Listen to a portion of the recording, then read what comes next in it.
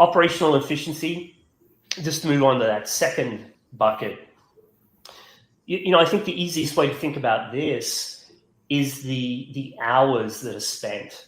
The industry as a whole is grappling with labor costs, and it can be hard to find folks and demand facilities, and what's happening with hub and spoke and remote. So these are all just different perspectives on a point that is well understood in the industry, which is labor, one of the biggest expenses that ends up on your pro formas. So when you think about operational inefficiency, if you're not automating some of this process, that's a lot of dollars that you're spending on labor. We'll talk about this a little bit in the legal exposure piece, but that's a lot of time you're spending managing a process that really should be automated.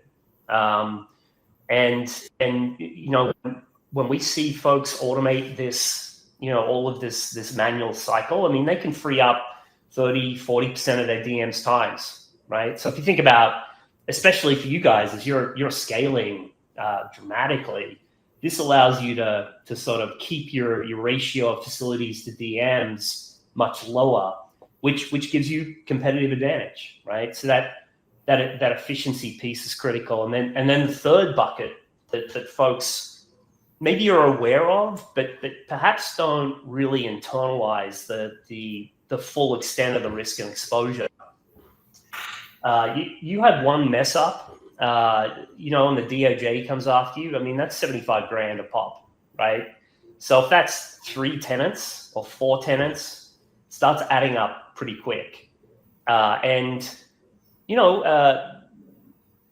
People are human, right? Everyone makes mistakes. When you're managing this glue based off spreadsheets and someone who knows this really well, and they're trying to cross all the T's and dot all the I's.